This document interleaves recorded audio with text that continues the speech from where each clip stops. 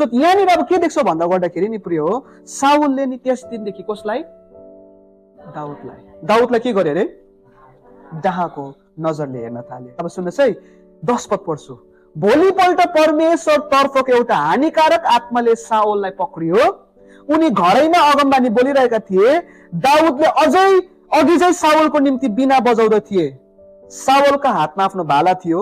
दाउदलाई भित्तैमा उनी दिन्छु मनमा नै भन्दै त्यो हाने, तर दाउद 2 पल्ट तर्के भनेको छ।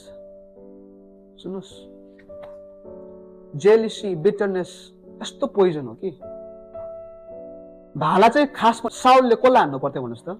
फिलिस्टिन्सलाई हान्नु पर्थ्यो, तर आफ्नै मान्छेलाई हान्दैछ। Why? Because of jealousy, because of bitterness. साउललाई नै सर्भ गर्दैछ। हेर्नुहोस् है, दाउद घमण्डी भएको छैन त। दाउदले गोलायत जित्यो भनेर नि उसले भोलि आफ्नै साम्राज्य बनाउन थालेको छैन त। उसकै अन्डरमा आइरहेको छ, उसकै लागि बिना बजाइदिँदैछ, किनकि उसलाई हानिकारक आत्माले सताउँथ्यो अरे। तर त्यति बेला बिना बजाइरहेको बेलामा नि मनमा नै सोचेर चाहिँ नि उसले नि भाला चाहिँ यस्तो हानेर कि दाउदलाई, र दाउद चाहिँ उम्की पठायो भनेको छ।